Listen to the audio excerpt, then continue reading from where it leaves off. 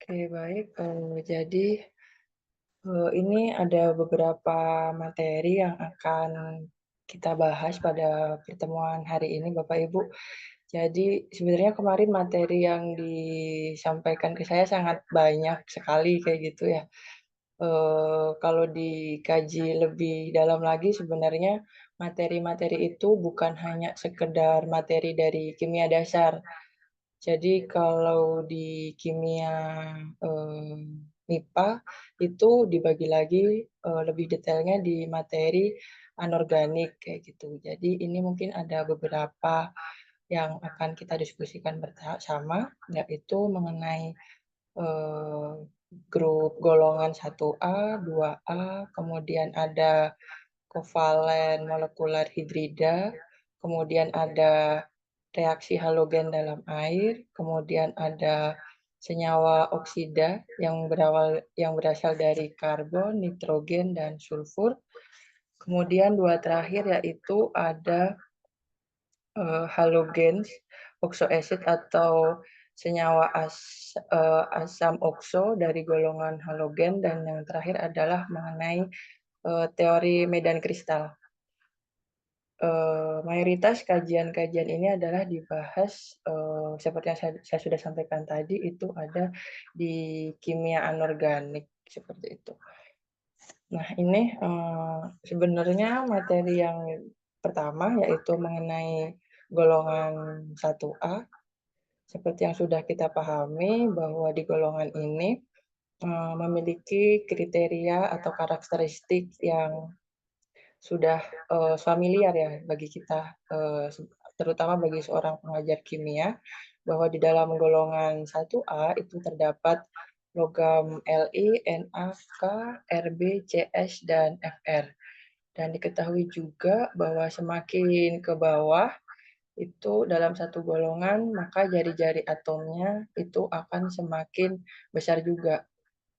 Begitu pula dengan, jari-jari ioniknya juga semakin besar.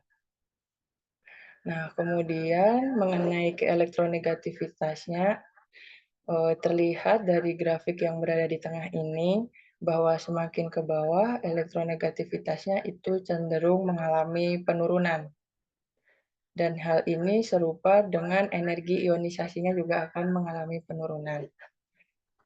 Untuk densitas dan boiling point dan melting point bisa dilihat di grafik yang berada di sebelah kiri. Tadi untuk golongan 1A dan berikut adalah data-data yang berasal dari golongan 2A. Seperti yang sebelumnya, di sini terdapat data dari jari-jari atom, elektronegativitas, densitas, kemudian titik didih dan titik leleh pada masing-masing unsur yang berada dalam golongan 2A. Nah, selain karakteristik, setiap unsur tadi, unsur-unsur golongan 1A dan 2A ini mengalami berbagai macam reaksi. Jadi, di sini sudah ada ringkasannya ya Bapak Ibu, bahwa, ada 1A itu dapat mengalami, 4 jenis reaksi, kemudian di golongan 2A itu bisa mengalami, 7 jenis reaksi. Nah, hal yang menarik dari golongan 1A dan 2A ini, dia memiliki, warna nyala yang berbeda-beda. Nah, terutama pada beberapa unsur berikut, dari mulai sodium hingga strosium. Dan yang sudah kita ketahui bahwa warna nyala dari, unsur ini itu terjadi karena adanya eksitasi atau perpindahan energi, ke level energi yang lebih tinggi karena dikenai suatu energi. Jadi, unsur tersebut akan menghasilkan, nyala. Nah, berikut ada 2 contoh ya, mengenai, eee eee, soal terkait, unsur di golongan 1A dan 2A. Nah, yang pertama, ini baiknya Dicoba dulu atau langsung dijawab ya Bapak Ibu enaknya? Langsung dijawab aja juga gak apa-apa. Kebetulan di sini kebanyakan siswa ibu. Oh gitu. Iya. Oke Jadi baik, guru-gurunya yang mendampingi aja kebanyakan siswa oh semua ya, rata-rata ya. jadi langsung dijawab aja mungkin ya. Oke jadi, di sini soalnya ada senyawa NaBH4, HLBH4 3 kali, LiAlH4 dan ini merupakan, kompleks hidrida ya. Dan berperan sebagai agen produksi. Nah, soalnya adalah menentukan pasangan atau bilangan oksidasi unsur yang sesuai. Nah, seperti yang kita ketahui bahwa NaBH4 kan termasuk memiliki unsur berupa natrium yang berperan sebagai logam yang berasal dari logam alkali memiliki bilok plus satu. Nah, di sini juga ada hidrida. Nah, hidrida ini memiliki bilox minus satu, sehingga ketika nanti dijumlahkan, total muatannya itu adalah minus satu. Karena tadi Na-nya adalah plus satu, berarti NHBH4-nya harus minus satu. Nah, kemudian tinggal dimasukkan saja nanti bahwa H-nya kan ada 4. Jadi 4 dikali dengan minus satu itu ditambah B atau bilox dari B-nya tadi itu totalnya adalah minus satu. Sehingga nanti di akhir akan ditemukan bahwa biloxnya itu adalah minus 3. Kemudian untuk ALBH 4 3 kali, Al di sini memiliki bilok plus 3. Nah, untuk menyimbangkan ion tersebut sehingga berarti nanti akan dihasilkan eh, akan dihasilkan 3 anion yang menyeimbangkan BH BH4 3 kalinya. Dan yang terakhir itu ada Li bermuatan 1 plus, 4H bermuatan minus 1, maka Al-nya adalah plus 3. Sehingga dari soal nomor 1 ini, jawabannya adalah yang C, Na plus 1, B minus 3, H minus 1, dan Al adalah plus 3. Kemudian yang soal nomor 2 ini terkait pasangan nyala warna api pada golongan 1A dan 2A. Nah, di sini diminta untuk pasangan nyala api yang tidak sesuai. Nah, pasangan nyala api yang tidak sesuai setelah dianalisis bahwa natrium itu akan menghasilkan warna kuning, kemudian kalium itu akan menghasilkan warna ungu, Ca itu merah bata, Sr strosium itu seharusnya berwarna merah keunguan atau kalau di bahasa Inggris itu crimson. Dan sementara Ba itu warnanya kuning kehijauan atau hijau kekuningan kayak gitu. Jadi dalam hal ini yang tidak sesuai adalah untuk yang D ya. Jadi strosium itu harusnya berwarna merah keunguan.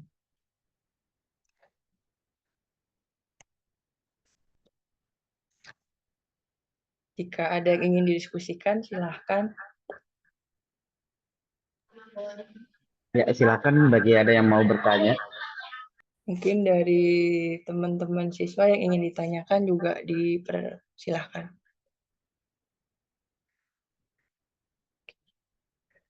Baik, jika belum ada mungkin lanjut ke yang soal selanjutnya. Di sini ada soal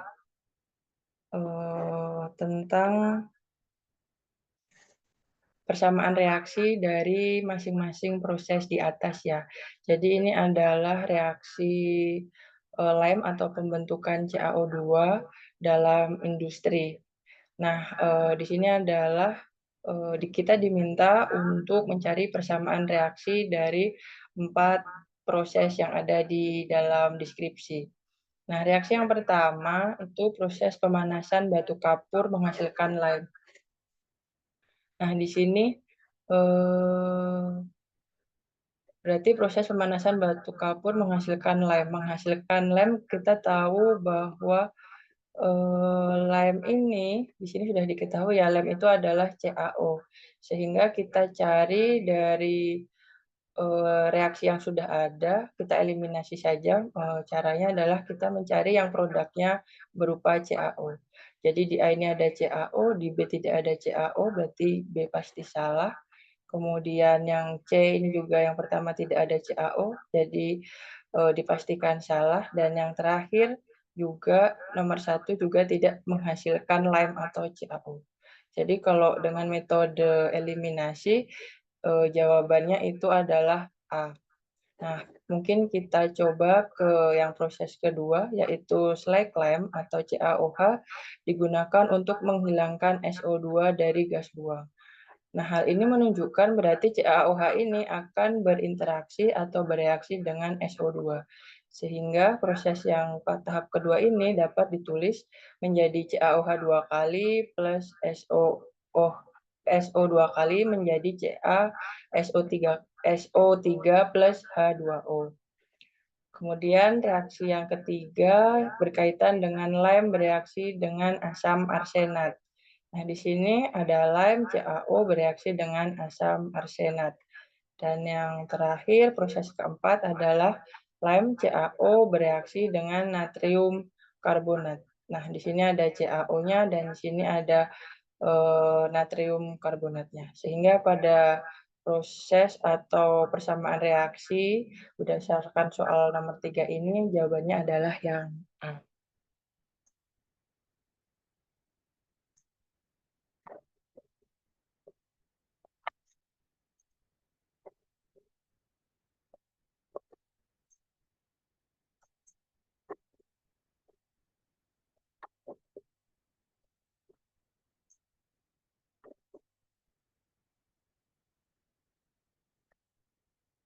Nah, selanjutnya ini mengenai kovalen molekular hidrida atau senyawa hidrida.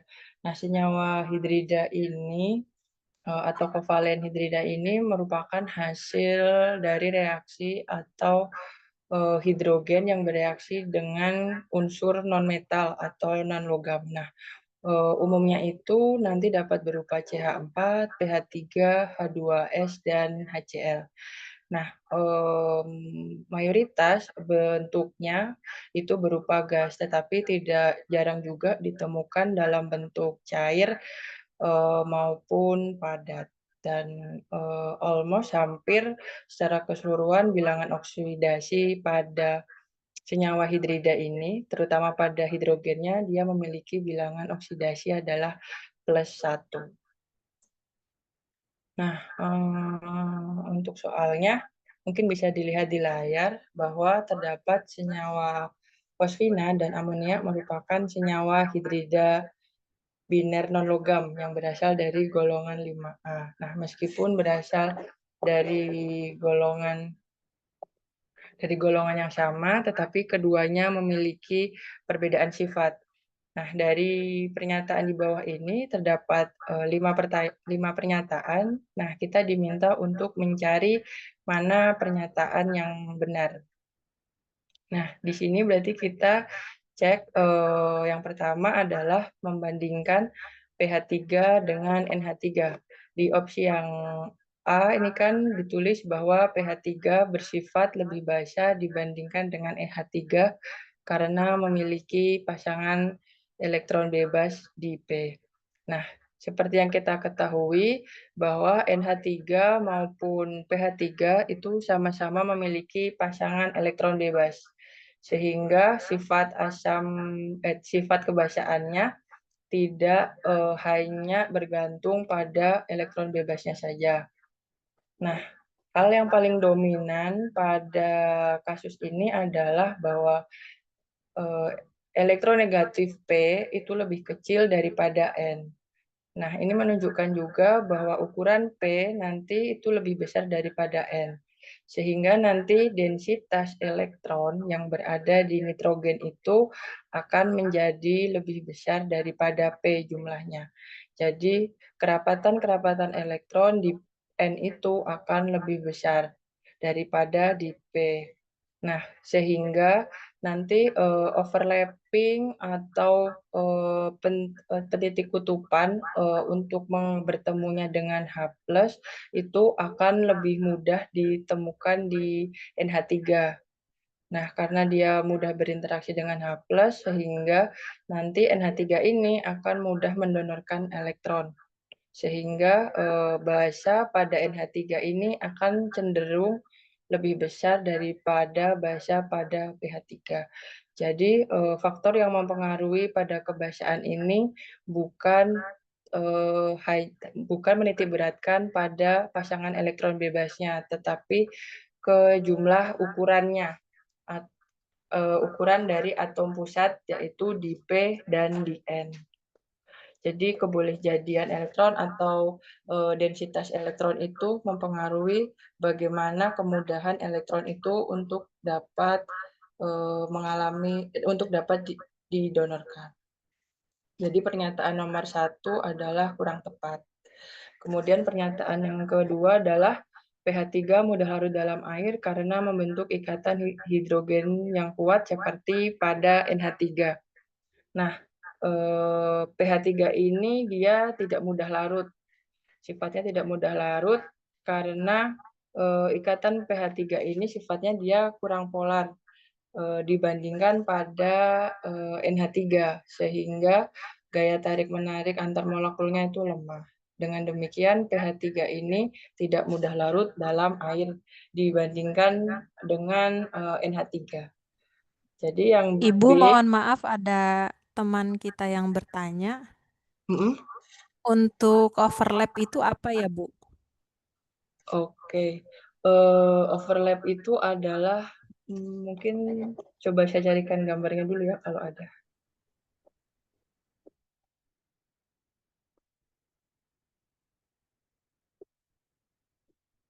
Jadi overlapping itu jadi kan setiap orbital itu memiliki kutub-kutub ya. Nah, kutub-kutub itu tuh saling bertemu atau saling tumpang tindih. Itu bahasa istilahnya seperti itu. Coba saya carikan gambarnya terlebih dahulu kalau ada ya.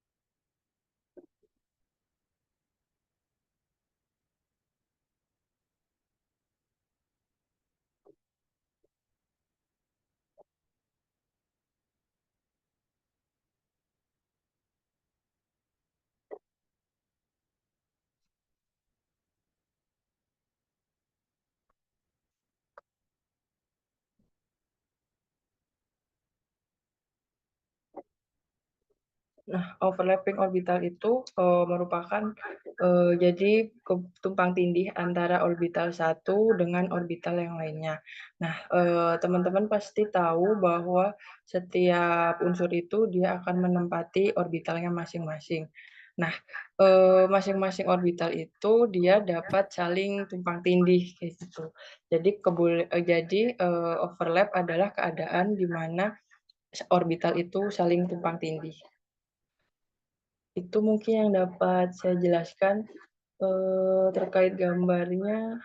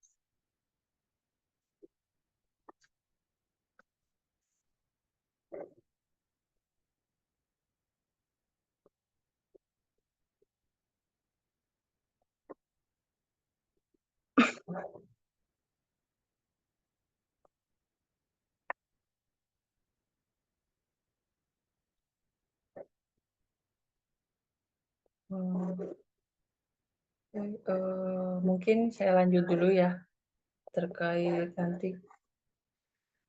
Oke, nanti saya tunjukkan gambar overlapping-nya.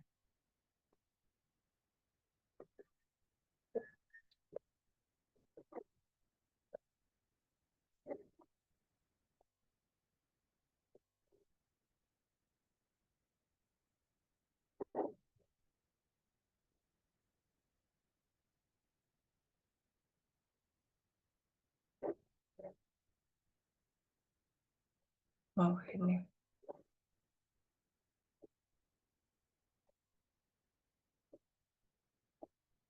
Share screen-nya apa terlihat? Belum. Masih proses, Bu.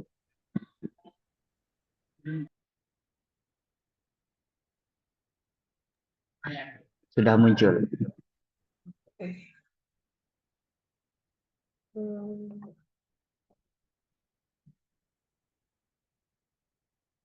Nah, ini gambaran tentang overlapping tadi ya. Jadi ini kan misalnya sebagai contoh kita memiliki orbital P. Jadi di sini ada 2 orbital P, kemudian dia saling overlap. Jadi dia akan saling mengalami tumpang tindih seperti ini. Nah, di bagian yang besar ini menunjukkan bahwa densitas elektronnya itu semakin atau kerapatannya itu akan semakin besar. Sehingga di sini karena adanya overlap, jadi bentuknya di sini juga akan digambarkan itu besar gitu. Gampangnya seperti itu. Oke, lanjut ke yang ketiga ya tadi ya. Itu mengenai pH 3 merupakan gas beracun dan tidak stabil dan dapat terurai. Apakah itu benar? Dan jawabannya adalah benar karena pH 3 ini merupakan senyawa gas beracun, berbau busuk, kemudian dia dapat terurai pada suhu tinggi, menghasilkan ini tulisannya salah ya, harusnya 2 pH 3, 3-nya di bawah, 2P plus 3H2. Nah, jadi yang C itu pernyataannya adalah benar. Kemudian pernyataan yang keempat atau yang D, pH 3 bertindak sebagai asam Lewis karena dapat menerima pasangan elektron. Nah, pH 3 ini dia berperan sebagai basa Lewis yang sangat lemah karena memiliki PeB. Karena dia memiliki PeB, sehingga dia dapat berperan sebagai donor. Kalau dia berperan sebagai donor, berarti dia merupakan basa Lewis. Dan yang E, pH 3 memiliki struktur trigonal datar atau datar trigonal dan tidak memiliki pasangan elektron bebas. Pernyataan ini salah karena pH 3 ini bentuknya adalah piramida trigonal dan ada PeB yang berada di P-nya. Sehingga nanti akan memberikan tolakan pada pasangan ikatan, sehingga bentuknya bukan segitiga datar tapi bipiramida trigonal.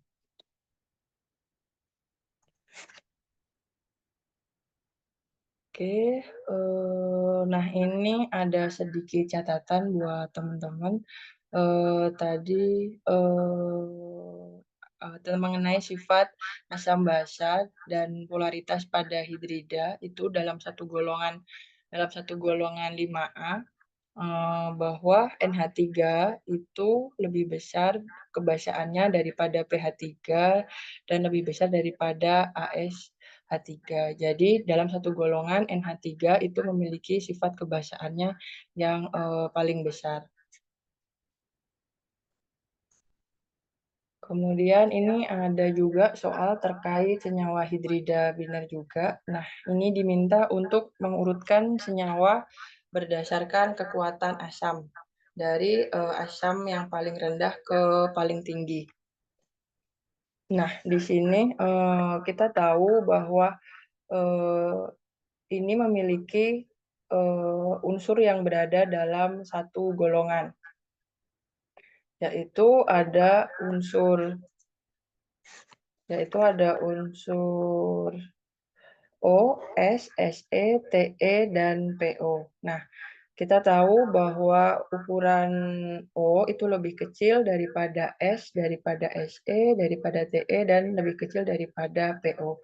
Nah, semakin kecil ukuran dari suatu atom atau unsur, maka ikatannya itu akan semakin ini. Jadi kekuatan asamnya nanti akan semakin kecil. Nah, di sini sudah tertulis ya bahwa kalau ukuran atom X itu semakin besar, maka semakin lemah ikatannya. Nah, kalau semakin lemah ikatan antara HX-nya, berarti dia lebih mudah untuk melepas H+. Nah, H+ yang mudah untuk dilepas menunjukkan bahwa senyawa tersebut akan semakin asam. Nah, energi ikat dalam satu golongan dari atas ke bawah itu dia akan mengalami penurunan. Jadi semakin ke bawah energi ikatnya itu akan semakin turun seperti itu. Sehingga nanti dapat disimpulkan bahwa kekuatan asam dari yang paling rendah ke paling tinggi itu mulai dari H2O hingga nanti H2PO. Nah, H2 itu kan sebenarnya air ya. Meskipun kalau di kenyataannya H2O itu cenderung bersifatnya lebih ke basa harusnya gitu. Tapi kalau berdasarkan kita menggunakan teori yang ini, H2O itu sifatnya lebih asam dibandingkan yang lainnya. Oke, selanjutnya yaitu materi mengenai reaksi senyawa halogen dalam air. Nah, senyawa halogen dalam air ini dia dapat mengalami reaksi disproporsionasi dan dalam larutan ini nanti akan dihasilkan senyawa lainnya. Jadi reaksinya adalah HX bereaksi dengan H2O akan menghasilkan halogen akan bereaksi dengan H2O akan menghasilkan senyawa HX plus HXO. Nah, HX-nya ini nanti bisa kita ubah atau kita gunakan unsur-unsur yang berasal dari unsur golongan halogen. Nah, di sini terdapat soal di mana pada terlihat bahwa ada dua reaksi. Nah, kedua reaksi tersebut merupakan reaksi golongan halogen yang bereaksi dengan air. Jadi ini merupakan reaksi halogen yang bereaksi dengan air. Nah, terlihat bahwa di reaksi yang pertama itu halogen bereaksi dengan air akan menghasilkan HF dan O2. Sementara di yang Cl2 bereaksi dengan air akan menghasilkan HCl plus HOCl. Nah, terlihat bahwa reaksi yang kedua itu mengikuti persamaan yang sebelumnya. Nah, tetapi yang pertama itu tidak mengikuti persamaan umum yang reaksi halogen dengan air. Nah, pertanyaannya adalah mengapa hal tersebut dapat terjadi.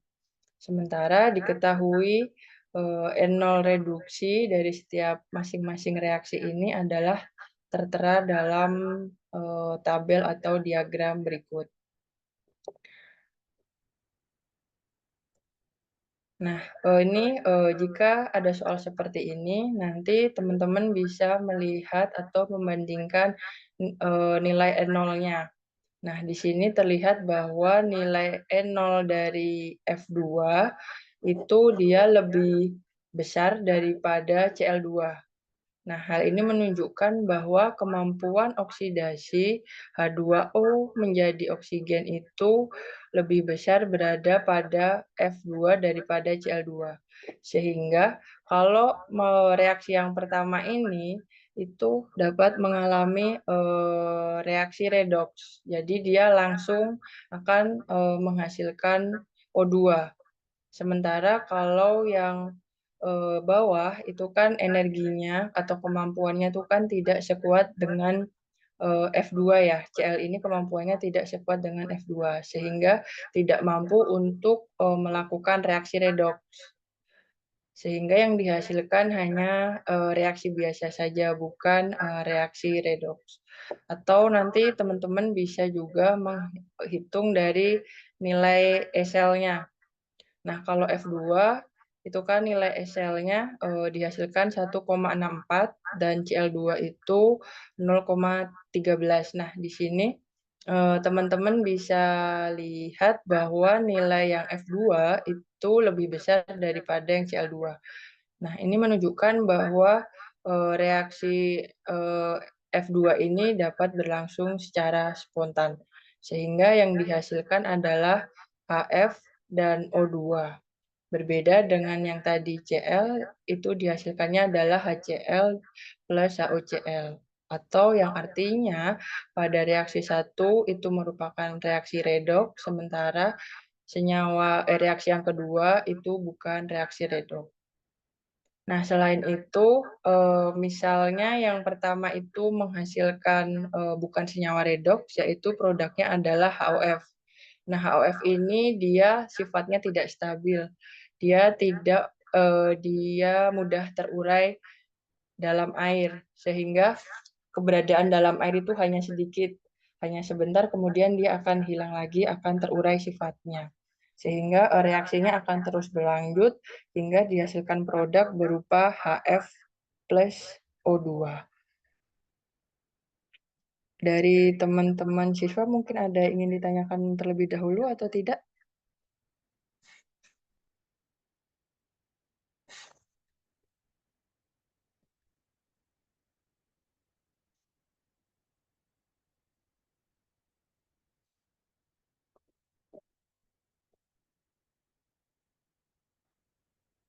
Tidak ada ya, baik dilanjutkan. Yang selanjutnya itu mengenai eh, karbon oksida.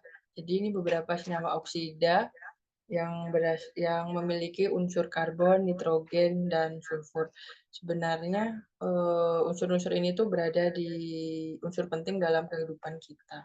Nah, umumnya soal yang mengenai karbon oksida ini muncul di OSN itu jenisnya berupa reaksi hujan asam.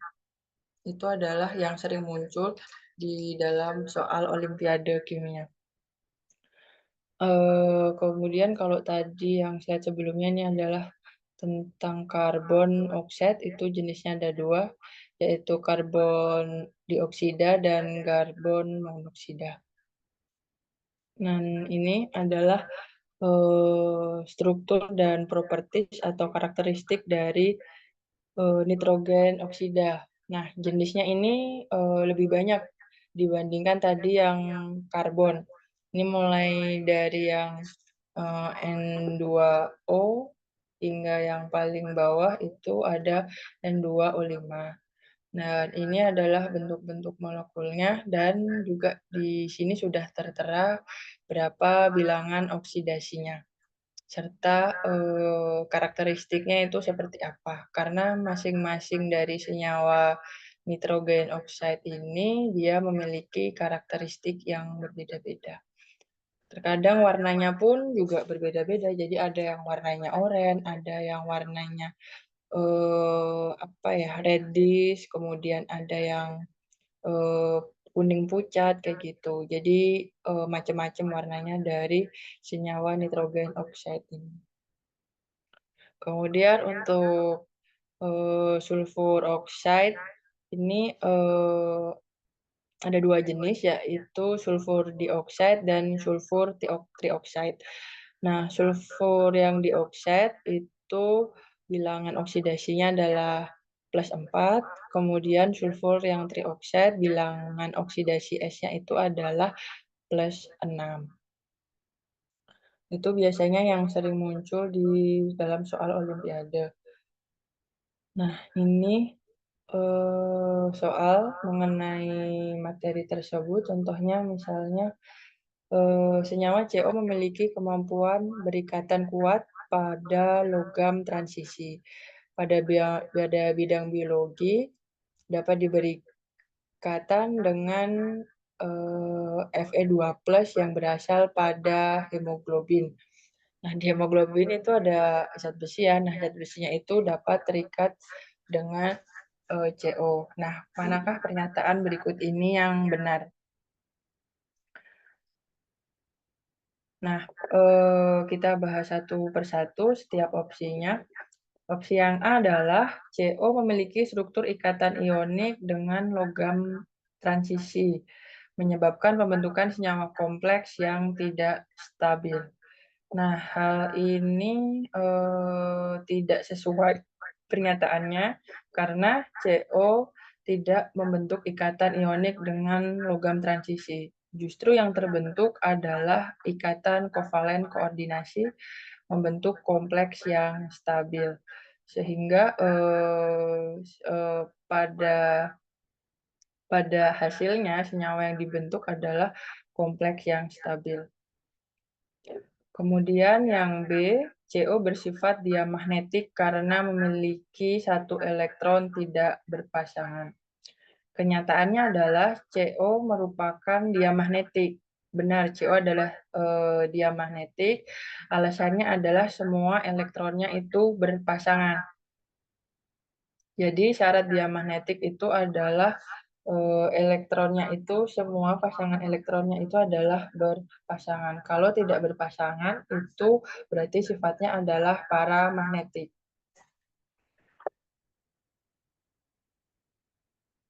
Kemudian yang C, CO menyebabkan keracunan karena menggantikan O2 dalam reaksi pembentukan hemoglobin Fe3+. Nah, di soal sudah diketahui bahwa yang berikatan itu adalah Fe2+, sementara di jawaban adalah Fe3+. Hal ini kan berarti tidak sesuai, sehingga yang C opsinya adalah salah. Kemudian yang D, kompleks CO dengan logam transisi bersifat kuat karena CO bertindak sebagai ligan donor dan ligan donor pasangan elektron. Nah, benar, CO adalah ligan kuat karena ia bertindak sebagai sigma donor yang menyumbangkan pasangan elektron dari atom ke karbon. Kemudian dia juga bertindak sebagai pi-akseptor, jadi menerima elektron juga. Nah, efek ini karena ada akseptor dan donor sehingga dapat menstabilkan muatan kompleksnya yang ada di dalam senyawa tersebut. Jadi opsi yang D ini jawabannya adalah benar. Kemudian yang E,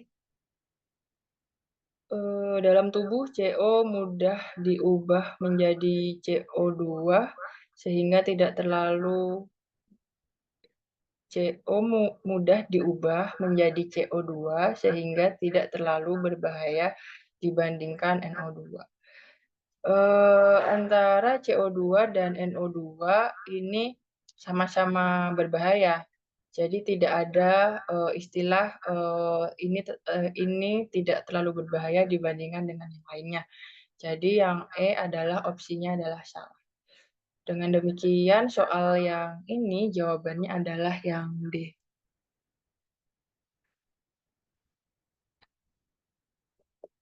Kemudian soal yang berkaitan lagi dengan oksida halogen itu terkait fenomena hujan asam. Nah, di sini diminta untuk menentukan berat massa HNO3 yang dihasilkan dari 1.350 ton gas nitrogen di atmosfer. Nah, di deskripsi ini sudah ada penjelasan mengenai mengenai proses hujan asamnya. Nah, berarti nanti tugas teman-teman adalah untuk mengubah deskripsi-deskripsi tersebut menjadi bentuk persamaan reaksi.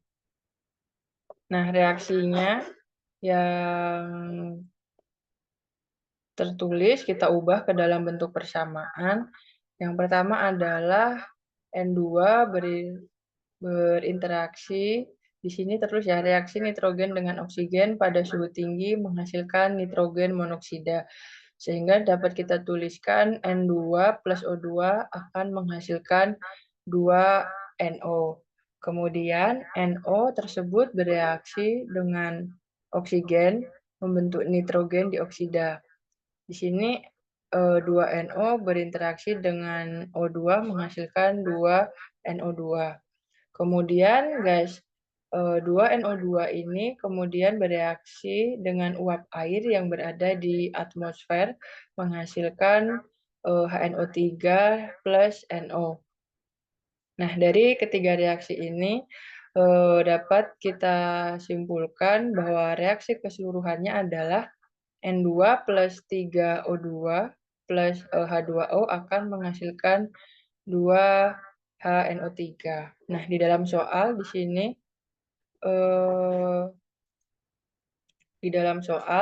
jika terdapat 1.350 ton nitrogen, berapa massa asam nitrat yang dihasilkan? Nah, di sini terlihat bahwa antara mol HNO3 dan N2 itu adalah 1:2. Sehingga di sini mol HNO3 adalah 2 kali mol N2 atau mol nitrogen. Nah, sama seperti biasanya, yaitu kita mencari molnya terlebih dahulu. Jadi ini 2 dikalikan molnya, yaitu gram massa per mR-nya, sehingga dihasilkan angka sekian, 9,642 kali 10⁻⁷ mol. Kemudian dari mol yang diperoleh kita ubah ke dalam massa. Jadi mol dikali dengan mR dari HNO3 sehingga diperoleh sebanyak 6.077 kali 10⁻9 gram. Nah, ini kita ubah ke dalam bentuk ton. Nah, ini harusnya terakhir adalah 6.077 ton. Tertulisnya harusnya ton bukan gram. Jadi jawabannya adalah yang C. Ini masih soal stokiometri yang sederhana.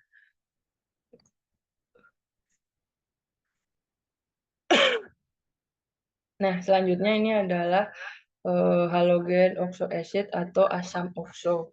Asam okso yang berasal dari golongan halogen. Nah, di sini ini adalah jenis asam okso halogen yang umumnya biasanya ada atau ditemukan. Jadi di sini atom pusatnya beda-beda ya, kita menggunakan dari F, Cl, Br, dan I. Ketika dia menghasilkan hipohalus acid, berarti nanti bentuknya HOX. Jadi X-nya ini nanti tinggal diganti dengan halogennya saja. Berarti HOX berarti jadi HOF, HOCl, HOBr, HOI, dan seterusnya. Begitu pula nanti dengan yang lainnya juga.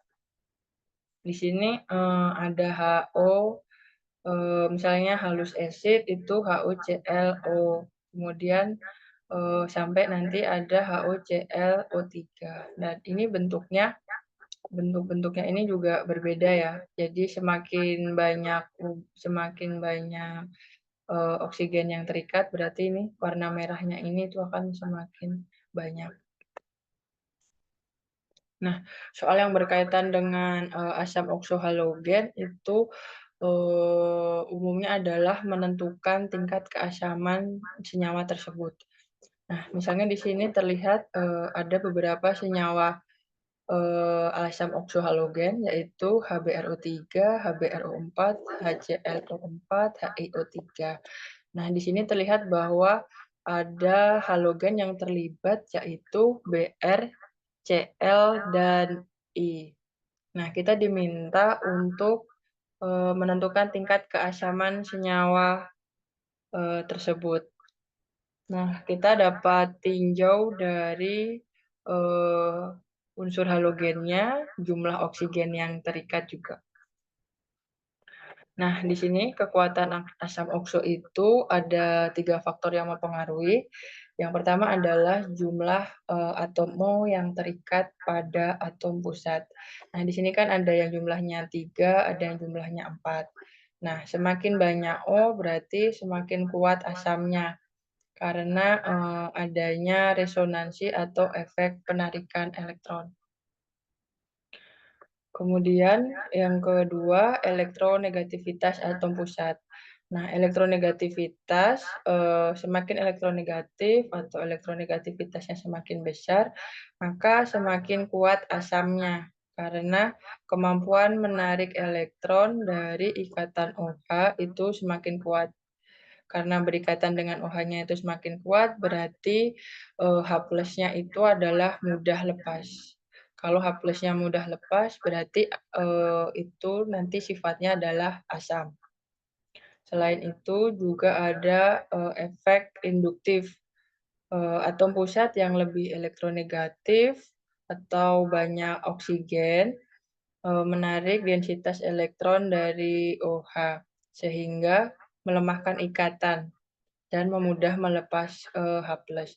Maksudnya efek induktif ini sebenarnya berkaitan juga dengan yang nomor 1 tadi. Jadi kalau jumlah atomnya ini, jumlah atom oksigennya itu semakin banyak, berarti atom pusat tersebut elektronegativitasnya juga semakin tinggi. Sehingga nanti densitas di dalam ikatan OH itu akan semakin terkuat ditarik. Kalau OH-nya kuat ditarik, berarti H-nya itu yang lemah. Kalau H-nya lemah, berarti mudah dilepas dan akan menghasilkan sifat yang asam. Nah, dari soal di atas kita analisis satu persatu bahwa yang pertama adalah HClO4, kemudian HBrO4 ini memiliki 4 atom O. Jadi sama-sama 4 atom O, berarti kita membandingkannya adalah bukan jumlah atom O-nya, tapi kita bandingkan dari halogennya, yaitu halogen Cl dan Br. Nah, elektronegativitas Cl itu lebih besar daripada Br dan lebih besar daripada I. Nah, karena tadi HClO4 sudah memiliki 4 atom oksigen dan memiliki elektronegativitas yang paling besar dibandingkan dengan yang lainnya, sehingga HClO4 ini dia sifat asamnya adalah yang paling kuat. Kemudian kalau yang HBrO4 ini kan sama-sama 4 ya, tapi posisinya itu di bawah HClO4. Karena karena Br ini elektronegativitasnya itu lebih rendah daripada Cl. Jadi kalau dibandingkan dengan HClO4 dia berada di posisi nomor 2 HBr ini. Nah, kalau yang jumlah oksigennya 4 itu di peringkat 1 dan 2, berarti di peringkat 3 dan 4 itu nanti ada senyawa yang memiliki oksigen jumlahnya ada 3. Nah, di sini ada HBrO3 dan HiO3. Nah, ini sama-sama oksigennya adalah 3, berarti yang kita bandingkan adalah elektronegativitas dari halogennya. Nah, elektronegativitas I ini adalah lebih kecil daripada Br. Nah, elektronegativitas yang kecil ini berarti dia yang lebih lemah karena dia yang kecil. Nah, jadi kalau disimpulkan urutan keasamannya dari yang paling kuat itu berarti ada HClO4, HBrO4, HBrO3, dan HiO3. Jadi untuk soal yang seperti ini nanti teman-teman bisa bandingkan saja jumlah oksigen yang terikat dan dibandingkan halogennya. Mana yang lebih elektronegatif dibandingkan satu dan lain.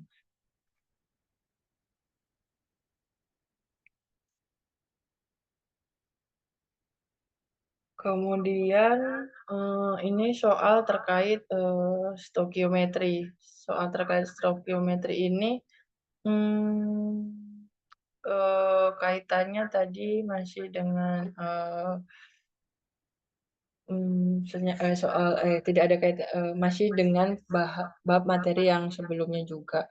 Nah, di sini teman-teman diminta untuk mencari volume gas H2 yang dihasilkan, dalam keadaan SDP. Ini masih sederhana ya teman-teman ya, untuk di level olimpiade. Jadi kita tulis reaksinya, yaitu Zn bereaksi dengan H2SO4 menghasilkan ZnSO4 plus H2. Nah, kita cari molnya, yaitu tinggal bagi aja massa dibagi dengan AR-nya sehingga dihasilkan mol. Kemudian volumenya kita tinggal hitung dari mol yang dihasilkan 0,1 dikali dengan 22,4 sehingga dihasilkan 2,24 liter. Kemudian soal yang kedua yang berkaitan dengan asam okso adalah pernyataan yang paling tepat mengenai asam sulfat dalam percobaan tersebut. Maksudnya percobaan tersebut adalah percobaan yang di atasnya ya. Nah, opsi yang A adalah H2SO4 merupakan asam biner yang tidak mengandung oksigen. Pasti ini salah karena terlihat bahwa H2SO4 ini dia memiliki oksigen ya di H2SO4. Berarti yang A ini adalah salah. Kemudian atom sulfur pada H2SO4 ini memiliki bilangan oksidasinya adalah +4. Nah, nanti bisa teman-teman hitung lagi bahwa nanti yang dihasilkan di sini adalah +6. O itu adalah -2, kemudian itu H adalah 1, sehingga nanti dihasilkannya adalah +6. Oh, H di sini -2, -8, kemudian di sini hanya 2. Jadi nanti S-nya adalah +6. Kemudian yang C, H2SO4 merupakan asam okso karena mengandung atom S dan atom O. Nah, hal berikut adalah benar karena di sini sesuai dengan yang dijelaskan di dalam soal bahwa mengandung atom S dan atom O itu adalah ciri dari senyawa asam okso. Kemudian yang keempat atau yang D, H2SO4 tidak mengalami perubahan.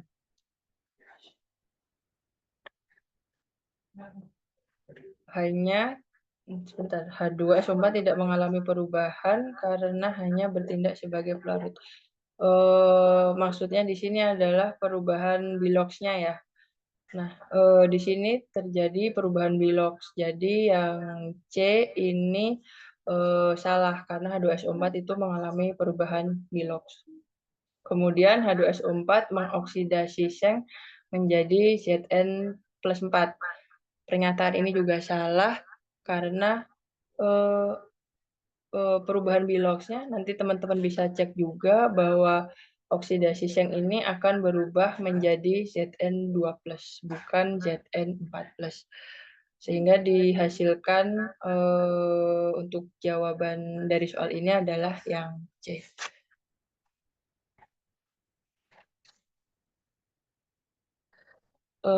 Dan ini adalah materi yang terkait teori medan kristal.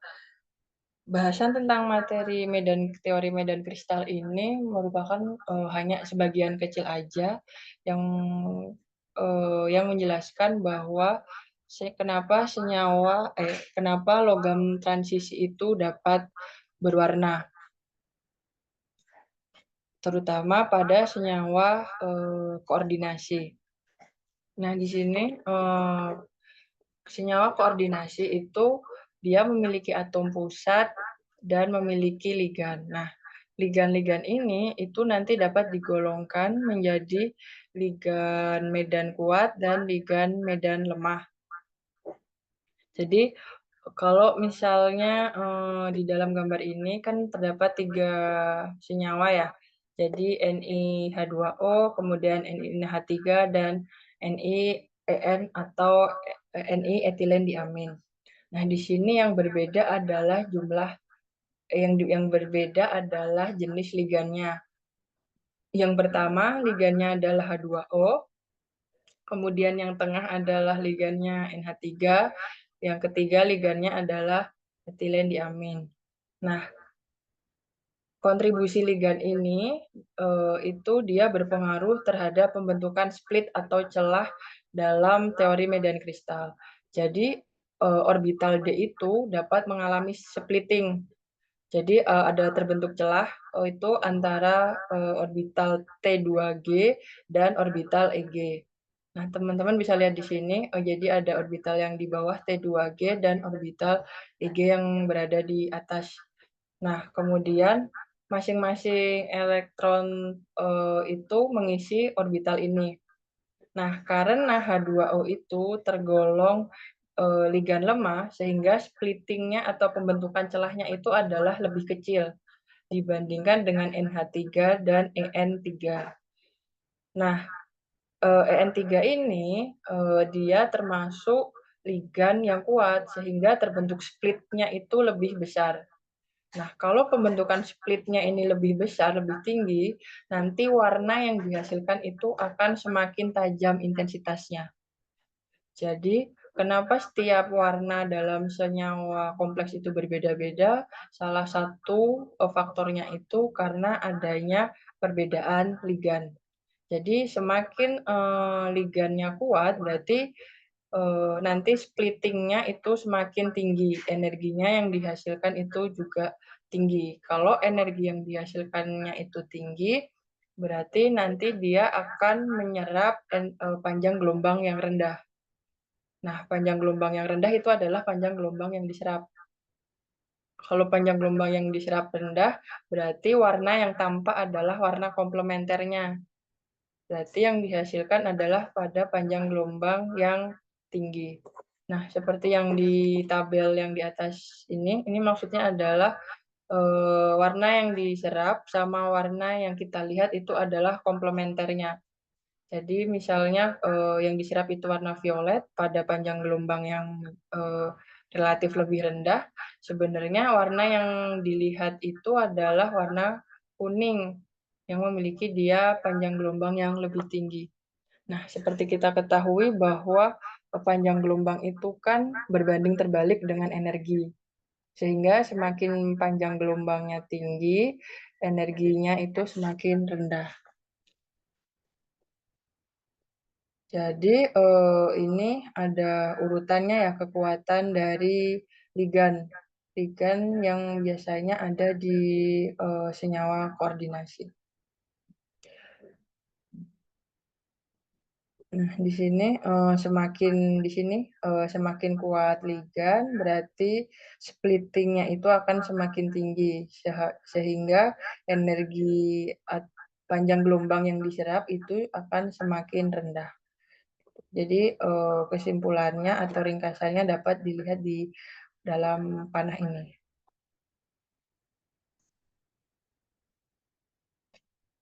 Nah, ini soal yang berkaitan dengan logam transisi berwarna, yaitu manakah ion berikut ini yang tidak menghasilkan warna yang khas dalam air? Nah, di sini kita lihat bahwa senyawa-senyawa ini dia memiliki ligan yang sama, yaitu ligan H2O. Jadi kita tidak bisa membandingkan ligannya. Yang kita bandingkan adalah atom pusatnya, yaitu atom pusatnya ada Ti, Cu, Zn, Cr, dan Fe. Dan dari masing-masing atom pusat, kita tentukan konfigurasinya.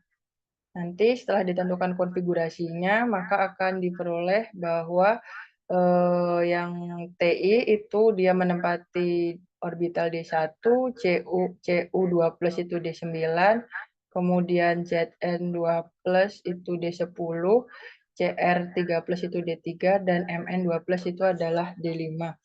Jadi angka-angka ini dapat dari mana? Didapat dari muatan kita hitung dari sini. Nah, H2O itu kan muatannya adalah 0 ya. Kemudian kalau 0 berarti nanti TI-nya adalah TI 3+. Kita buat konfigurasi TI 3+, sehingga nanti yang di akhir adalah D1. Nah, kita menentukan senyawa tersebut dapat berwarna atau tidak, itu kita lihat di orbitalnya. Senyawa yang berwarna itu adalah senyawa yang memiliki elektron tidak berpasangan pada orbital D. Jadi kalau jumlahnya 1, 9, 3, 5 itu kan ganjil ya. Berarti kan ada bagian yang tidak berpasangan.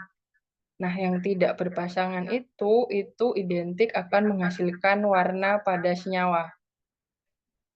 Jadi kita tinggal lihat saja bahwa hanya ada D10 yang dia tidak menghasilkan warna karena dia orbitalnya terisi penuh atau tidak ada elektron yang tidak berpasangan, semuanya berpasangan. Jadi cirinya, saya ulangi sekali lagi, bahwa senyawa yang berwarna itu adalah jumlah orbital D-nya itu adalah memiliki elektron yang tidak berpasangan. Kalau semua elektron berpasangan, itu adalah senyawanya menjadi tidak berwarna. Kemudian, di sini ada kompleks CrH2O 6 kali 3+ memiliki warna hijau. Jika ligan H2O digantikan dengan Cn, warna kompleksnya apakah warna kompleksnya terlihat bagaimana kemungkinannya? Nah, di sini kita tahu berarti ligannya yang diganti, atom pusatnya berarti yang tetap. Nah, atom pusatnya tetap, ligan awalnya adalah H2O, kemudian diganti dengan Cn. Nah, H2O itu dia merupakan ligan lemah. Sementara Cn itu tergolong ligan kuat. Sehingga kekuatan ligan Cn itu lebih besar daripada ligan H2O. Nah, tadi semakin kuat ligan berarti kan splitnya atau celah energinya itu akan semakin besar. Nah, kalau splitnya itu semakin besar, berarti nanti serapan energinya itu berasal ke energi yang lebih tinggi, serapan energinya ya. Nah, sehingga panjang gelombangnya itu berarti panjang gelombangnya pendek. Nah, warna yang terlihat adalah warna komplementer dari panjang gelombang yang pendek, yaitu berarti yang berada di panjang gelombang yang tinggi, sehingga akan bergeser ke arah kuning. Jadi, kompleks ini CrH2O 6 kali 3+, itu ketika nanti diganti dengan Cn ligannya akan dihasilkan perubahan warna dari hijau menjadi kuning. Nah, nanti teman-teman tinggal membandingkan aja antara kekuatan ligannya, apakah dia termasuk ligan kuat atau ligan lemah. Ada yang ingin didiskusikan terlebih dahulu buat teman-teman siswa?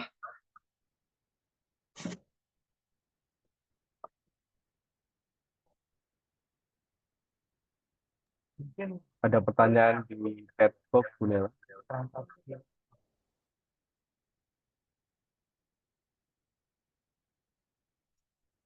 Oke, belum ada nampaknya. Mungkin saya lanjutkan terlebih dahulu ya.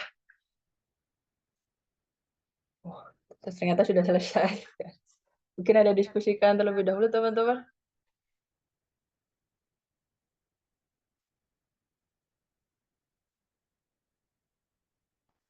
Mungkin kurang interaktif ya, karena saya keterbatasan kendala teknis, jadi saya tidak ada pen. Jadi biasanya tuh saya seringnya coret-coret gitu langsung. Jadi kemudian karena ini online, jadi saya agak bingung karena keterbatasan instrumen yang digunakan.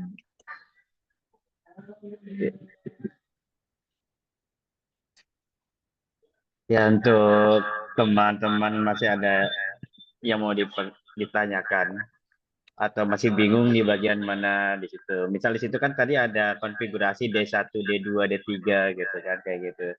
Apakah teman-teman juga sudah paham atau belum cara mencarinya?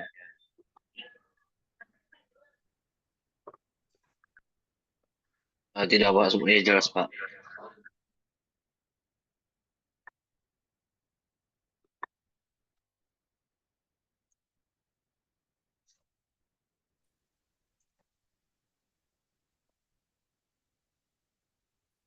Split itu ibaratkan berapa besar energi buat melepas EG. Maaf Ibu, izin bertanya. Jadi split itu adalah celahnya ya, seberapa besar jarak celah itu dapat dihasilkan. Jadi tadi ini, misalnya ini kan ada orbital D. Orbital D itu memiliki dua kondisi splitting. Jadi splitting energi atau energi itu tuh dapat dibagi gitu, split. Jadi ada T2G dan EG. Nah, jaraknya ini, jarak antara T2G dan EG ini, celahnya itu adalah dinamakan split. Split kan artinya celah ya.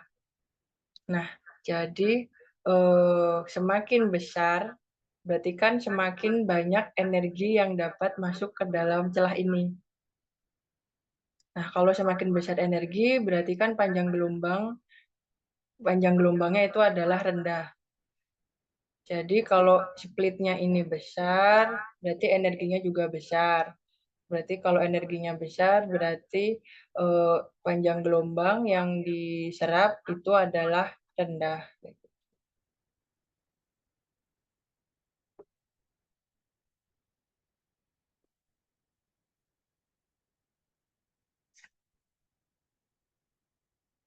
Mungkin seperti itu Ibtihal Nashwa. Bisa dipahami?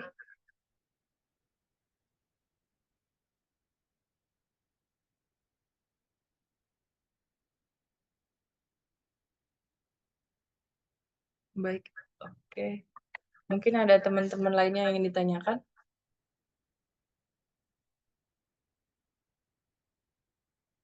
Untuk bagian yang teori medan kristal ini, nanti ini sering muncul ya teman-teman ya. Jadi nanti teman-teman bisa cek di bagian senyawa koordinasi atau senyawa kompleks. Jadi senyawa koordinasi atau kompleks ini ada 3 teori, yaitu teori medan kristal, teori ikatan valensi, dan teori orbital molekul. Nah, terkait dengan warna ini lebih cenderung menggunakan teori medan kristal. Nanti teman-teman bisa sambil dicek, sambil dibaca-baca juga terkait dua teori yang lainnya seperti itu. Tapi yang sering biasanya muncul itu yang teori medan kristal.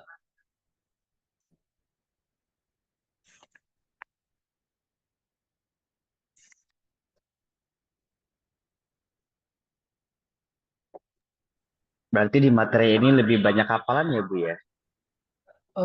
Bukan hafalan ya Pak, sebenarnya itu kayak konsep gimana ya Pak ya? Ini tuh clue-nya udah ada, kemudian dikembangkan lagi kayak gitu-gitu sih Pak. Bukan dihafal sih sebenarnya. Jadi dihafal supaya dasar, cuma harus dipahami juga, dikembangkan Iya, konsepnya gimana? ya. Iya, jadi bukan. Jadi kan kalau stokiometri kita tahu prinsipnya, kita kerjain cari mol, massa, kayak gitu-gitu. Nah, kalau di sini tuh kita ambil clue-nya, kata kuncinya garis besarnya apa, nah nanti baru kita terapkan ke dalam soal. Jadi lebih ke teori teoritis kayak gitu, Pak. Jadi bukan hitungan-hitungan. Nah biasanya kalau seandainya dalam mengerjakan soal ini ada triknya tidak Bu ya, biasa kayak untuk siswa sendiri gitu. Kalau triknya tidak ada sih Pak, selain sering-sering membaca. Biasanya kan tipe soal kan mungkin buat teman-teman yang sering ikut olimpiade itu kan udah hafal ya apa namanya jawab apa sih tipe-tipe soal kayak gitu-gitu. Nah biasanya kaji yang dibaca itu tuh ya materinya itu aja sih Pak. Karena kalau sebenarnya kalau untuk gampangnya buat teman-teman yang ikut olimpiade SMA itu yang dibaca adalah buku-buku kuliah. Nah, itu teman-teman nanti akan dapat materinya lebih banyak lagi. Jadi ketemu soal di Olimpiade itu tuh nggak kaget gitu. Triknya kayak gitu biasanya. Yang dibaca buku kuliah justru. Nah, biasanya ada rekomendasi kah ke buku kuliahnya kan biasanya yang anak kelas SMA itu jarang tahu nih buku kuliahnya buku siapa penulisnya. Kira-kira ada Oh, rekomendasi nggak gitu. menurut Ibu gitu? Karangan siapa atau apa gitu?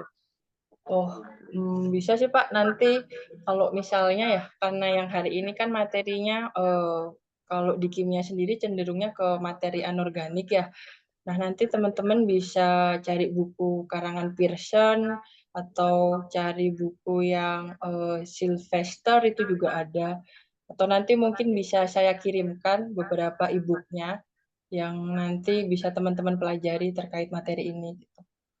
Wah, boleh banget itu. Nanti bisa dikirim, di-share di grup untuk e-booknya ya, Bu, ya berarti ya. Boleh. Nanti saya Oke. kirimkan beberapa e-booknya. Tapi memang sebagian besar materi-materi yang anorganik ini memang dikajinya lebih banyak ketika kuliah sih Pak, dibandingkan ketika SMA. Kayak gitu. Maksudnya saya pribadi aja tahu medan kristal ini juga saat kuliah sih Pak, bukan di bangku SMA gitu. Tapi ketika di Olimpiade soal ini justru yang muncul kayak gitu. Jadi buat teman-teman yang mau Olimpiade lebih banyaknya tuh lebih baik membaca buku kuliah. Nah, betul. Karena kan pemahaman yang di SMA itu kan masih dasar ya. Tapi ketika dihadapi dengan soal-soal, ternyata, waduh, ini udah kemana nih arahnya gitu. Jadi kalau saya ada rekomendasi ibu kan jadi lebih, oh ya kita udah mempelajari dikit, ada bayangan kayak gitu. Ya. Iya, seperti itu Pak. Jadi nanti insya Allah saya kirimkan Pak beberapa buku terkait materi ini. Oh ya, Ibu, ada pertanyaan lagi di kolom chat. Jadi ibaratnya terlalu sibuk ngeluarin energi jadi ibaratnya terlalu sibuk ngeluarin energi dibanding nyerap panjang gelombang suatu wadah. Jadi, maksudnya- Terlalu sibuk, maksudnya terlalu sibuk bagaimana ya? Jadi kan antara energi dan panjang gelombang itu kan saling terkait ya, dan mereka itu berbanding terbalik. Jadi kalau energinya besar, panjang gelombangnya adalah kecil. Jadi kalau energi yang dibutuhkan itu semakin besar, berarti panjang gelombang yang diserap itu adalah kecil. Jadi mereka saling keterbalikan atau berbanding terbalik. Jadi bukan terlalu sibuk, kayak gitu bukan, tapi memang ada korelasi antara energi dengan panjang gelombang. Panjang gelombang yang besar itu artinya panjang gelombang yang besar itu berarti energinya adalah kecil. Jadi saling keterbalikan korelasi di antara keduanya.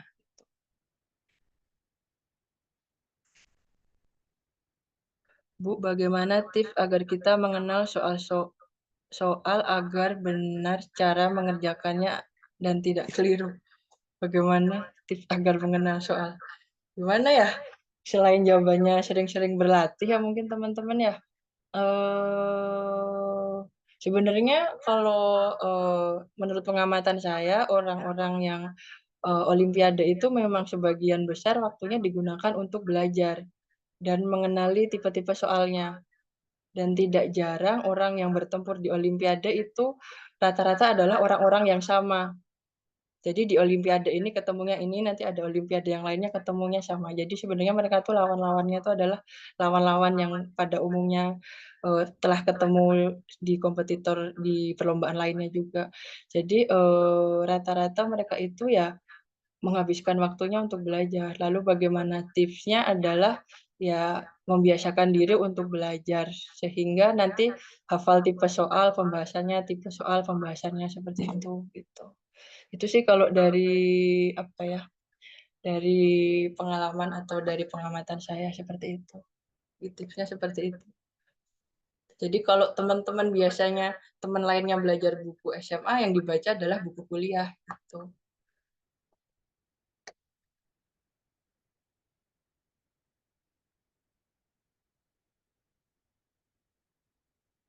Mungkin ada lagi dari teman-teman yang ingin ditanyakan lainnya.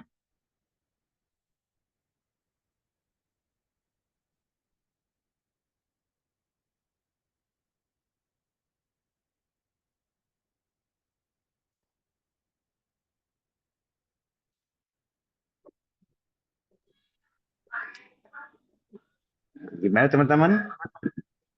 Apakah masih ada yang mau ditanyakan perihal materi hari ini?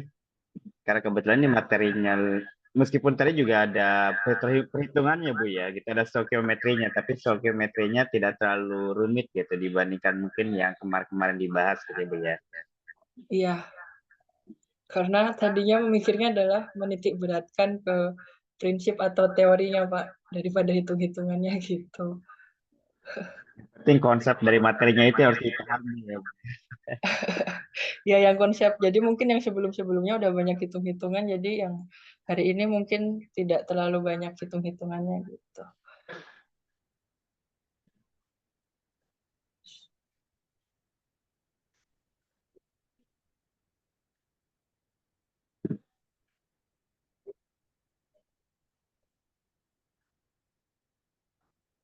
Untuk teman-teman gimana? Masih ada yang bertanyakan atau boleh sama Ibu di flashback lagi dari halaman pertama gitu biar dikasih kesempatan untuk membaca kembali, mereview kembali materi yang tadi dibahas. Boleh. Oh, bentar. Sepertinya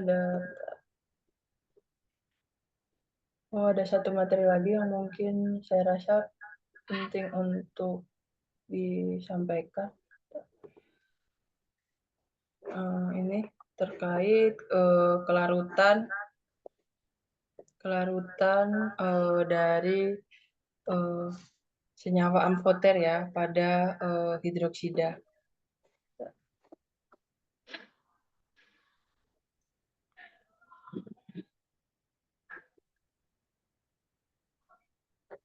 Nah, ini ada kelarutan dari senyawa amfoter hidroksida. Nah, di sini terdapat misalnya di dalam gambar ini ada senyawa yaitu AlH2O 3 kali OH3 atau nanti bisa juga AlOH 3 kali. Nah, dia ini bentuknya adalah berupa padatan. Nah, ini jadi yang tengah ini adalah kondisi dalam pH netral, kemudian yang kiri adalah pH asam, dan yang kanan adalah dalam pH basa. Nah, teman-teman bisa lihat di sini bahwa ketika dalam pH netral, dia bentuknya adalah solid atau tidak larut. Nah, tapi ketika ke dalam kondisi asam atau basa, itu dia mengalami larut. Nah, hal ini terjadi biasanya pada unsur golongan transisi, tapi tidak semua golongan transisi itu memiliki sifat amfoter. Amfoter di sini artinya dia dapat larut dalam kondisi asam maupun dalam kondisi basa. Nah, di sini yang di sebelah kiri ini jadi ini adalah bentuk strukturnya ya. Jadi ketika AlH2O3OH3 tadi itu dilarutkan dalam suasana asam, maka akan dihasilkan AlH2O 6 kali 3+. Ini adalah bentuk muatannya adalah kationik ya, karena dia muatannya adalah positif. Nah, ini berarti bentuknya dia akan terlarut dalam kondisi asam. Nah, sementara dalam kondisi basa itu akan menghasilkan anionik. Di sini terlihat bahwa Al ini bermuatan negatif. Hal ini menunjukkan bahwa Al ini dia kondisinya dapat larut sempurna dalam keadaan basa. Dan ini ada reaksi secara umumnya ketika dia dengan senyawa asam. Ini adalah MOH ini akan dihasilkan Mn plus H2O. Kemudian dalam kondisi basa akan dihasilkan sesuai dengan persamaan reaksi berikut atau bentuk anionik yang lainnya. Nah, tadi sebenarnya di golongan transisi itu ada beberapa yang dia bersifatnya adalah amfoter. Nah, tapi tidak semuanya. Terutama itu pada Zn dan Cr itu bersifat amfoter. Nah, Al ini dia bukan termasuk golongan transisi, tapi dia memiliki sifat amfoter juga. Jadi baik di dalam asam maupun di dalam basa dapat dapat membentuk larutan atau memiliki kelarutan yang tinggi. Nah, kenapa hal ini bisa terjadi? Ini karena adanya polaritas. Jadi antara kita dapat membandingkan bahwa ketiga senyawa ini itu memiliki jari-jari atom yang kecil tetapi muatannya besar. Jadi nanti muatan efektifnya itu berpengaruh terhadap densitas atau kerapatan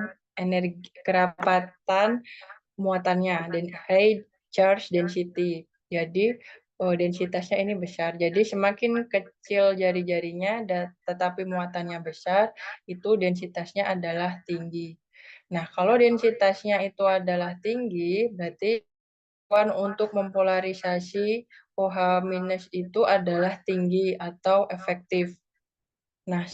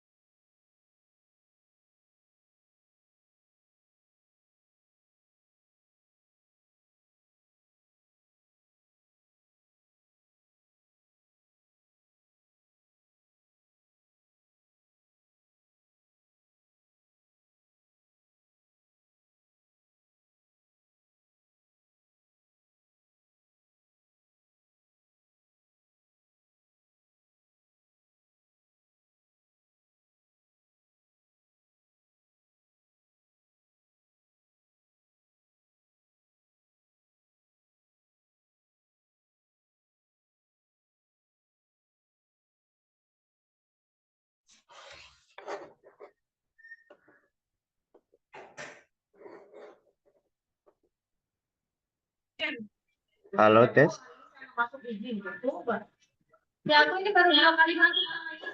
saya ada kendala teknis.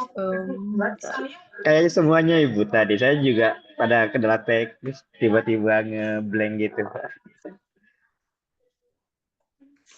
Saya jadi lagi.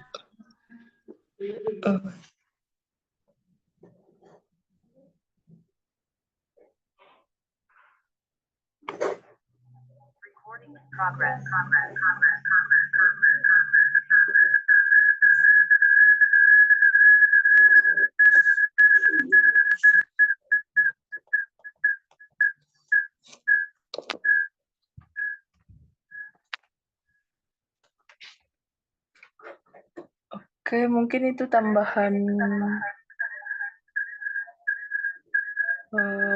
terkait kelarutan. Kemudian coba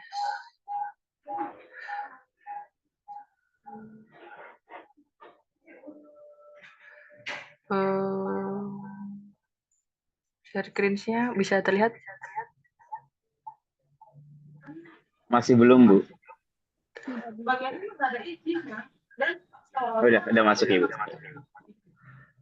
Nah, ini mungkin terkait soalnya ya.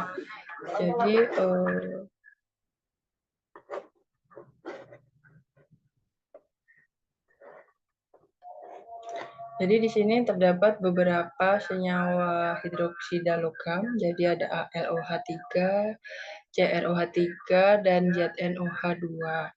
Kita tahu bahwa ini merupakan senyawa amfoter yang dapat larut dalam asam kuat maupun dalam basa kuat. Nah, pertanyaannya adalah mengapa ZnOH 2 kali bersifat amfoter sedangkan CuOH 2 kali tidak, padahal keduanya sama-sama dalam logam transisi periode 4. Seperti yang sudah dijelaskan tadi bahwa di golongan transisi tidak semuanya itu memiliki sifat amfoter.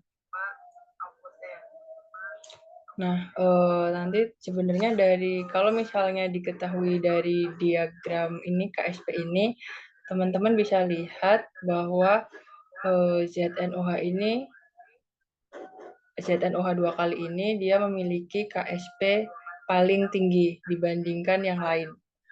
Nah, kita tahu bahwa KSP yang paling KSP besar itu berarti kelarutannya adalah tinggi. Nah, ini menunjukkan berarti ZnOH 2 kali ini dia sifatnya adalah mudah larut dibandingkan dengan AlOH 3 dan FeOH 3. Nah, pertanyaannya adalah mengapa kalau di Cu dia tidak mudah larut atau tidak dapat bersifat amfoter.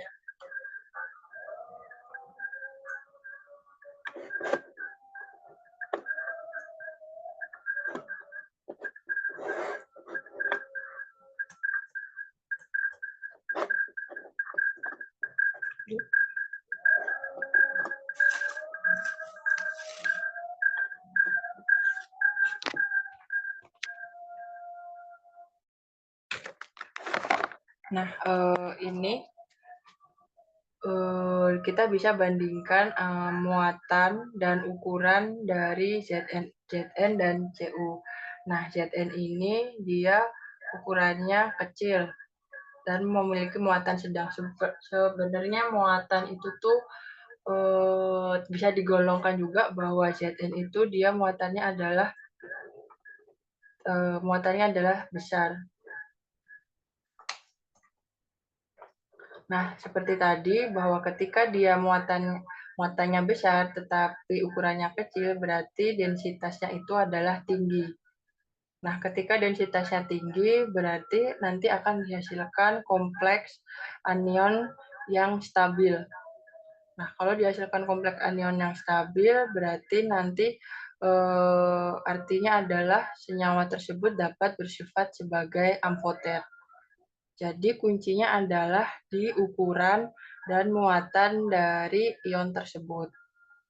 Nah, kalau di Cu itu secara konfigurasi dia tidak bisa menghasilkan anion kompleks yang stabil karena dibandingkan dengan Zn, densitas muatannya itu tidak lebih tinggi daripada Zn. Jadi kemampuan polarisasinya itu tuh tidak tinggi, jadi dia lebih cenderung tidak mudah larut dalam keadaan basah karena tidak dihasilkan kompleks dalam bentuk anion. Sebenarnya di data ini mungkin akan lebih lengkap kalau ada data tentang KSP dari CuOH 2 kali. Nah, tapi di sini tidak ada. Kalau misalnya ada, berarti nanti teman-teman tinggal membandingkan aja mana nilai KSP yang lebih besar dan mana nilai KSP yang lebih kecil. Kalau nilai KSP-nya lebih besar, berarti dia nanti mudah larut. Kalau dia mudah larut, berarti nanti ada kecenderungan bahwa dia dalam keadaan basah, dia akan menghasilkan kompleks anion yang stabil.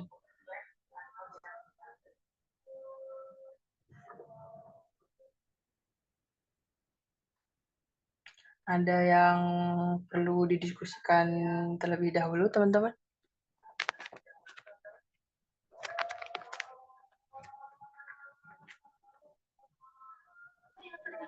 Ya, untuk teman-teman yang lain jika masih ada pertanyaan terkait materi yang sudah kita bahas dari awal sampai akhir, apakah ada yang mau bertanya misal tentang warna lah, tentang ion kompleks lah, atau tentang konfigurasinya tadi yang mungkin hanya sepintas gitu, silakan. Atau mungkin istilah-istilah yang mau ditanyakan. Ini mungkin ada sedikit tambahan terkait warna pada logam transisi ya. Jadi di logam transisi, terutama di logam transisi periode 4 atau di baris yang pertama, itu kan ada berbagai macam jenis unsur. Nah, ini dan ini adalah bentuk dalam bentuk ionnya ya, misalnya skandium Sc3+ umumnya dia warnanya adalah cenderung tidak berwarna atau tidak menghasilkan warna karena tadi konfigurasinya adalah D0. Nah, yang digarisbawahi adalah senyawa-senyawa golongan transisi itu akan menghasilkan warna ketika orbital D-nya itu ada pasangan elektron yang tidak berpasangan, atau jumlah D-nya ini, jumlah elektronnya itu adalah bilangan ganjil. Kalau dia bilangan ganjil, dia mayoritas akan menghasilkan warna. Misalnya kita lihat di yang skandium ini kan di 0 ya, berarti tidak ada elektronnya ya. Berarti dia tidak menghasilkan warna. Sementara kalau yang Ti 3+, dia ada satu elektron di orbital D, dia akan menghasilkan warna ungu. Nah, jadi nanti bisa dilihat ini ada beberapa kemungkinannya bentuk muatannya, misalnya vanadium V2+, itu kan konfigurasinya nanti D3. Jadi nanti warnanya itu adalah biru violet kayak gitu. Nah, tetapi ada beberapa yang mengalami pengecualian, misalnya di kromium. Kromium ini kan sebenarnya dia di 0 ya, baik di CR6 itu dia baik di kromat ataupun di kromat dia sama-sama D0, tapi dia justru menghasilkan warna. Nah, peristiwa yang terjadi di sini adalah LMCT atau terjadi transfer elektron antara medan ligannya. Jadi adanya transfer elektron dalam ligannya itu yang memberikan warna. Jadi bukan berasal dari atom pusatnya, tetapi yang berkontribusi adalah ligannya. Jadi ini ada beberapa pengecualian kenapa CR yang harus di 0, kalau lainnya itu kan tidak berwarna ya, tapi kalau di CR6 ini dia di 0 tapi menghasilkan warna. Sama juga di mangan itu ada MnO4 atau mangan 7+ dan Mn6+, itu kan di 0 juga, itu harusnya kan tidak berwarna, tetapi kenyataannya dia berwarna. Hari ini karena terjadi transfer dari medan ligannya. Jadi ligannya itu berkontribusi mentransferkan elektron sehingga dihasilkan warna. Jadi kalau yang lainnya itu karena atom pusatnya, tapi kalau di kromium dan mangan ini berwarna karena efek dari ligannya. Itu sedikit tambahan dan ini beberapa ringkasannya ya terkait kemungkinan bentuk ion yang mungkin dan konfigurasinya.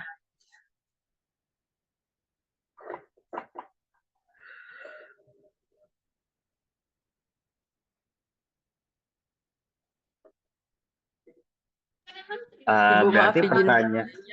menentukan kompleks warna berdasarkan kekuatan ligan itu bagaimana caranya?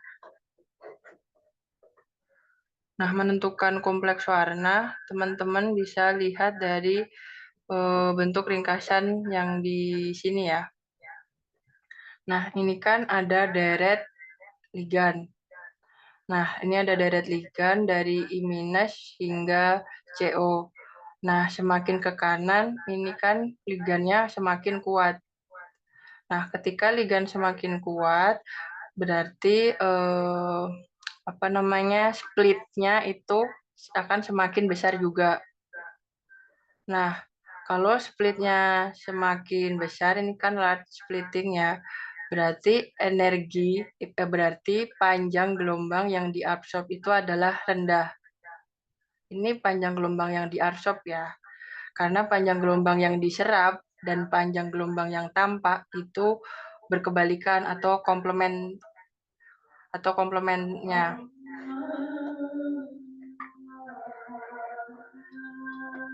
Nah, misalnya kalau di sini panjang gelombangnya adalah panjang gelombang yang diserap rendah, berarti panjang gelombang yang tampak adalah yang tinggi. Nah, contohnya kayak gini.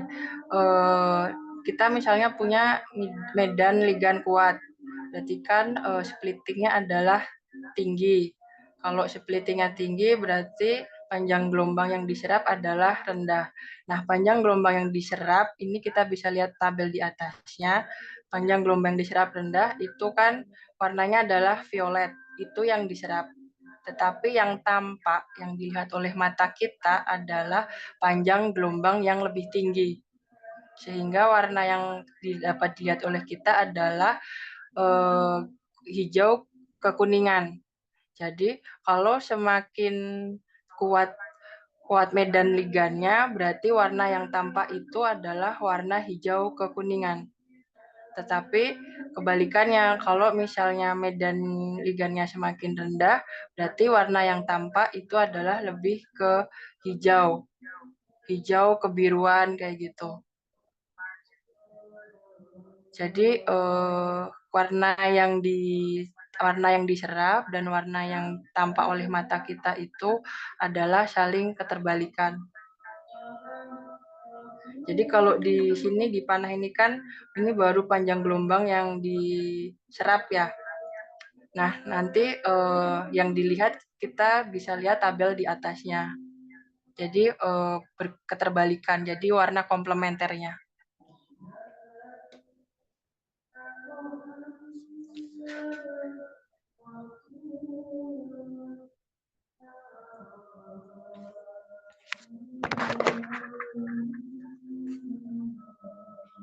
Mungkin begitu, Nufaisah.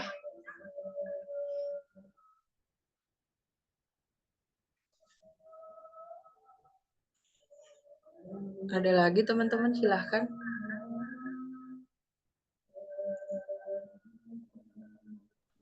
Ya, buat teman-teman yang lain masih ada sekitar 12 menit lagi untuk berdiskusi.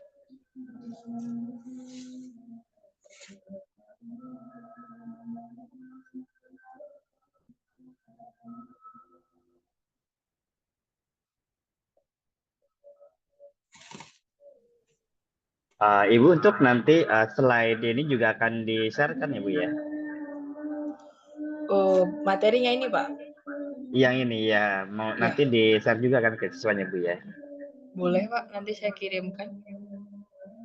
Berarti sama ibu juga. Iya, siap Pak.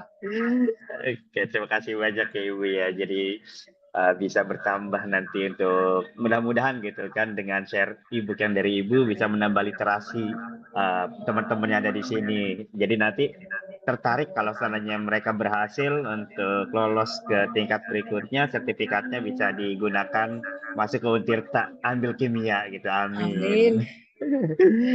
Nanti ketemu Ibu ya dari sana Ibu ya. Ibu sendiri di kampus mengajar mata kuliah apa Ibu ya? Saya mengajarnya kimia Pak. Kimia dasar kan? Tuh? Kan ada kimia yang pendidikannya, ada kimia yang Oh iya, dari sainsnya ya Bu MIPA. ya. Nah, saya Iya. yang dari MIPA-nya Pak. Ya mudah-mudahan gitu ada yang masuk kimia sebagai penerus-penerus nanti yang akan bertambah lah. Amin. Ya, Jadi untuk kimia teman-teman artinya masih ya ada. kimia apa aja Pak? Ya kimia organik, ya kimia anorganik, kimia analitik. Tapi itu di pendidikan juga ada kan Bu ya? Di waktu saya kuliah Gimana kan Pak? kan jurusan maksudnya jurusan kimia kan yang ada pendidikan juga dapat untuk kimia organik, Iya. kimia analitik kan itu juga ya Bu ya. Iya, sama Pak. Di Nah, Ibu sini juga. juga Pak, di Iya. pendidikan kimia juga tetap belajar kimia analitik, kimia anorganik. Iya, berarti nanti meskipun nanti ambil gelar SPD atau SSI, apakah nanti tetap ketemu dengan Ibu nanti mengajarnya? Tetap sama aja Pak. Iya, sama aja. Berarti kalau seandainya nanti ambil kimia Untirta, insya Allah ketemu dengan Ibu langsung ya Bu ya. Insya Allah ya. Insya Allah. Karena di sini juga kan nanti ada yang mau naik ke kelas 12 ya. Jadi tahun depan mereka akan ikut SNBT atau masuk universitas. Mungkin pilihan pertamanya adalah Untirta terlebih dahulu sebagai apa ya putra daerah ya Bu ya. Iya. Ya, untuk teman-teman masih ada yang mau ditanyakan, masih ada waktu 9 menit lagi sebelum kita mengakhiri pertemuan hari ini di sesi terakhir ya. Jadi kita sudah 4 kali pertemuan dan ini adalah pertemuan keempat sebagai penutup gitu dari Ibu ini.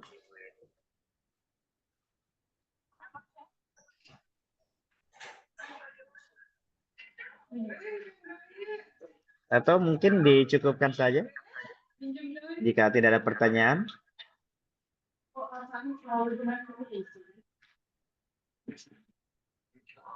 Oke, mungkin ya Foto dulu Pak karena Ujang. tidak ada kita ini aja berarti.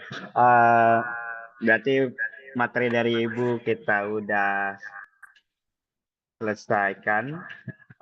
Sebelum itu mungkin kita akan berfoto bersama dulu Ibu ya sebagai kenang-kenangan nanti.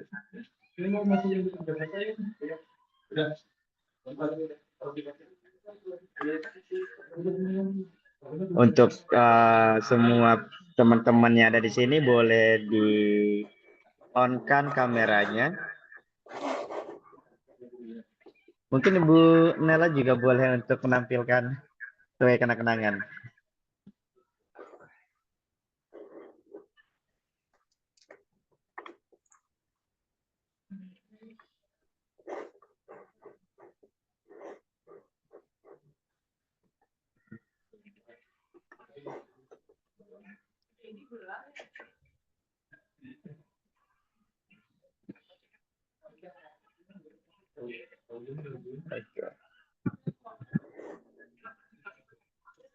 Ya, saya aja mengambil kameranya dari halaman yang pertama terlebih dahulu. 1, 2, 3. Berikutnya di halaman yang kedua. Masih banyak yang tutup sih ini ya. Silakan dimunculkan muka-muka teman-teman semuanya. Meskipun sudah sore masih segar kayaknya. Oke. 1, 2, 3. Dan di halaman yang ketiga. Oke. 1, 2, 3. Dan di halaman masih banyak. Halaman terakhir 1, 2, 3. Oke. Ya. Cukup sekian pertemuan rangkaian pelatihan OSMK Kabupaten siswa-siswi SMA se-Provinsi Banten. Dari 4 rangkaian ini mudah-mudahan bisa menambah wawasan kepada teman-teman. Nanti ada souvenir juga dari Ibu Nela. Souvenirnya itu e-book. E-book yang dari kampus. Jadi meskipun kita belum masih belajar di SMA, bisa mempelajari lebih jauh lagi materi-materi di kuliah. Untuk mengakhiri pertemuan ini, mari sama-sama membaca hamdalah. Alhamdulillahirrahmanirrahim. Saya sebagai MC dari awal sampai akhir mengucapkan permohonan maaf jika ada kekurangan dari yang disampaikan. Mudah-mudahan apa yang disampaikan oleh pemateri-pemateri kita dari awal sampai akhir menjadi amal jariah dan memberikan kita ilmu yang lebih bermanfaat lagi. Saya akhiri. Terima kasih. Assalamualaikum warahmatullahi wabarakatuh. Waalaikumsalam warahmatullahi wabarakatuh. Terima kasih, Pak. Ya, sama-sama. Terima kasih Bu Nela. Terima kasih Pak. Ya, terima kasih. Ya, Pak. mudah-mudahan bisa bertemu di kampus UN itu di Tirta. Iya, Pak. Ditunggu, Pak. Ditunggu buat Bapak Iya, Ibu siap. semuanya juga. Mudah-mudahan untuk yang siswa-siswinya mudah-mudahan nanti tahun depan bisa masuk Tirta Kimia ya. Amin. Iya. Amin, Ditunggu amin, Bapak amin. Ibu semua dan teman-teman juga. Ya, terima kasih Izin semuanya. live ya, Pak, Ibu. Iya, Ibu, monggo.